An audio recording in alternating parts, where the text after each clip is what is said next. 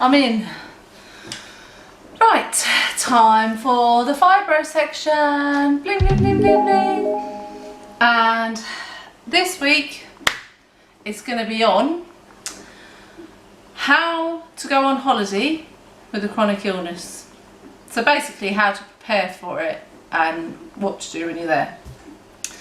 Because I've had a request for this video, which is fine, and I've made a few notes. We didn't really cover this on the pain management course. All he said was go on holiday, do all the things that you did before, don't let anything stop you, because like I said before, the endorphins that are released from having a good time can help your pain. So anyway, let's go through a few of my notes. So preparing for a holiday anyway, I find is quite stressful at times. I don't know about you, but with a chronic illness, you're constantly thinking what could happen, what might happen, what I've got to take. So let's go through a few of these. Number one is plan where to go. So it might seem a stupid thing to say, but if your body is good in warmer temperatures, then go somewhere warmer. We went to Mallorca a couple of years ago now, and I was pain free for the first 4 days. I had no pain at all. I still had the lethargic and the you know, lack of energy, but I felt so much better because of the heat. Because I know it's stupid, but it is a different sort of heat abroad. But not everyone can afford to go abroad. I can't afford to go abroad now. The only reason we afforded to go then was I was left some money from my nan, so we went there. And I said for the first 4 days, because after that I got a sickness bug. Don't ask, it was like something out of The Exorcist. But the first 4 days were fabulous. So yeah, plan where to go. I mean, we're going to Edinburgh in December, like I've said before, for 3 nights, and it's going to be bloody cold.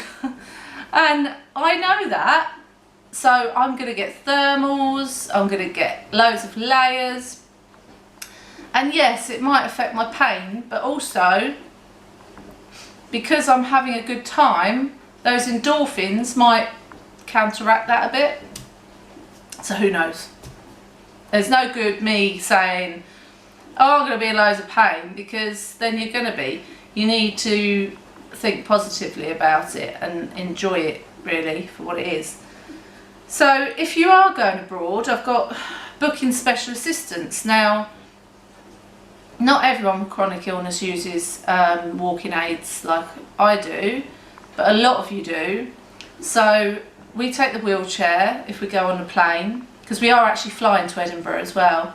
So definitely take the wheelchair and book in for special assistance, because you get to board the plane first, and you go like up on this ramp thing, and then the only downside is you have to wait till everybody's got off the plane till you can get off, which takes quite a while. So that is the downside, but it's better because you can keep your wheelchair with you.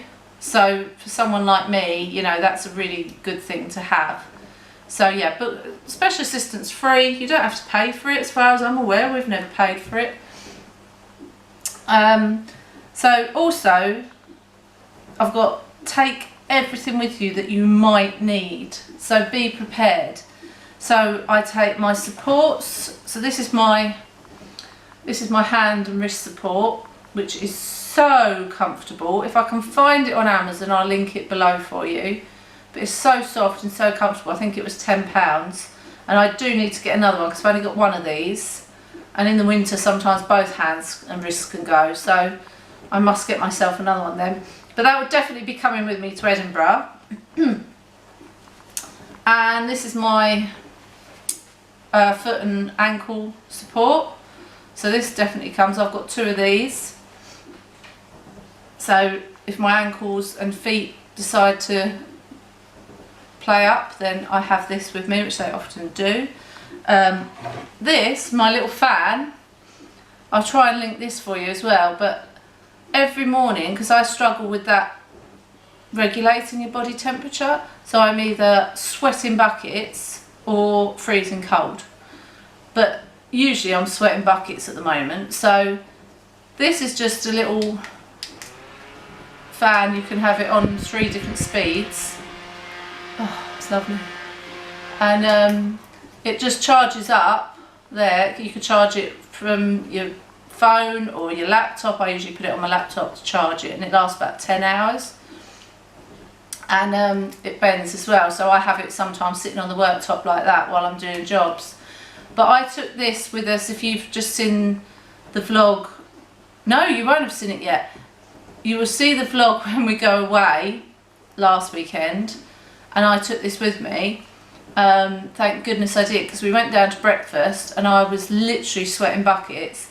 So I just popped it on the table in the restaurant while I was having breakfast, and have it on, because that's what I do in the mornings anyway. So take things with you that you might need.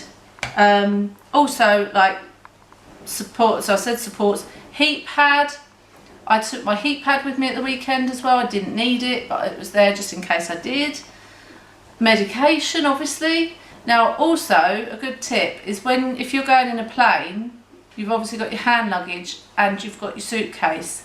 I would try and split your medication, so you've got some in your hand luggage and some in your suitcase, just in case anything happens to your case, and then you've still got some with you until you could get to like a chemist or something, because you just don't know now, do you? Unless it's liquid, because you could only take 100 mils of that, but you could still take 100 mils in a clear bottle. Walking aids, like I've said, I mean, when you're flying, you can't really take everything with you. You could take a collapsible stick and like your wheelchair that you'd be in, but I couldn't then take my walker and everything. I couldn't take everything, so I usually just take the wheelchair and maybe a walking stick. That's what I take with me. I take a lot of herbal supplements, so I'd definitely take them with me. Now, number 4 is expect not to do everything, because if you don't expect everything to happen, if you think, right, we're going to go here, then we're going to do this that day, we're going to do this that day, and then you end up in a flare-up and you can't go out, it's just depressing. It's really upsetting. So if you think, right, well, we could plan those days, maybe not book it, because otherwise you lose money, but we can say, oh, we could do this, this or this, but then if you're not feeling great, you can change it to another. You've got to be flexible. That's another one on my list. You've got to allow yourself to be flexible. Before, you could do all this stuff. You can't now. So, say for example, the holiday I went to at the beginning of this year, I'll try and link that video for you. I went to Yarmouth for a week, and I managed most of the days except for one. So one day I was in bed with a flare, and that's because I got too cold one day, and then I paid for it, seriously paid for it. But what I do now is, if I'm going on a long holiday, not like a little weekend or something, more for long, like a week or 2 weeks, I take something with me that I'm going to look forward to. So I really wanted to watch the series One Tree Hill, because I'd never seen it. So I bought the whole box set for me as a holiday present, and I took the first 3 DVDs with me and my laptop. And so when I was on that flare, that whole day, I just laid in bed and watched this box set, and I was like, this is brilliant, you know, because I feel like I'm having a real treat, because I've treated myself to this, and they're all having a nice time, because I tell them to still go out and do whatever they want to do, which is great, and I'm having a nice time watching this and recovering, and then the next day maybe I can go out. So that's a really good tip. So if you want, you know, if you want to get something ready, it might be a book, it might be like something on your Kindle, or it might be a film that you've been waiting to see, anything like that you've been waiting to do, have it, and then when you're on your flare, it's not so bad. Also, when we went to Yarmouth, I hired an electric wheelchair for the week, and it was a godsend really, because I don't know about you, but I can't stand being pushed in the wheelchair. I just feel out of control. I worry about being tipped over a curb. I just hate it. So to have an electric wheelchair, I controlled where I went when I went, you know. No one else had to do that for me, and it gave me that independence, and I loved it. So, and also people aren't worn out from pushing me in the wheelchair. So yeah, hiring an electric wheelchair or a scooter is a brilliant idea. I like the wheelchairs because with a scooter I feel like you're very much like this with your arms all the time, and that hurts my arms. Whereas with a wheelchair, you're just sitting like you are in a chair and you're just moving the stick about. So yeah, that's what we did, and it worked brilliantly. We even managed to get it in the boot. Well, Mark did. It weighed a ton, but we managed to get it in the boot to take it out for days. I've also got down planned rest breaks, so don't expect to be doing something every single day without any rest, because this is a classic me. This is, it's like, oh, we could do this, this, this and this. Yeah, what about resting there?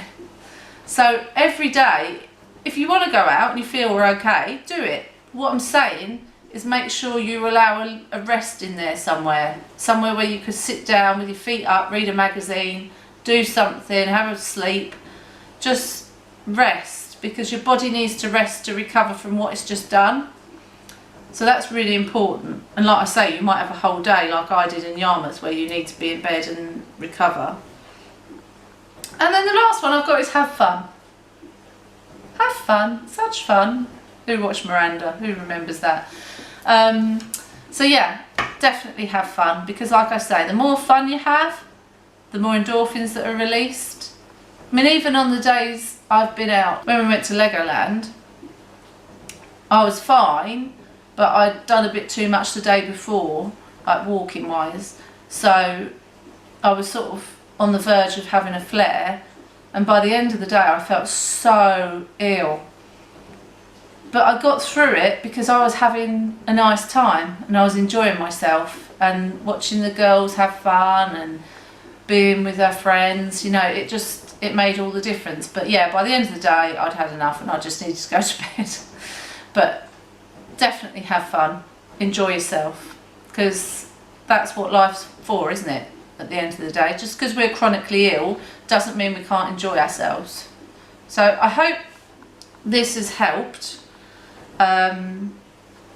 If there's any questions or you want to discuss it any further, drop me a comment down below.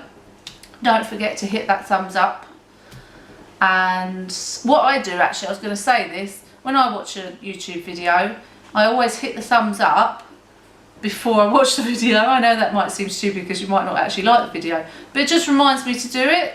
I just think, oh, I'll just hit the thumbs up, because I've never ever hit the thumbs down in a video, because I just think that's horrible. I think that's just such a negative thing. I'd rather put a comment below saying something than, you know, doing that. So yeah, I just hit the thumbs up, then I watch the video. That's a good little tip for you. Yeah, leave me any nice comments or have a chat about what I've just been saying. Like I've said in the last two videos, you might not agree with everything I say, but I'm just here to help. That should be written on my thing. I'm just here to help, like my motto. Anyway, I will see you all on Saturday, when you will be seeing our weekend away. So I hope that's covered everything for you, and I will see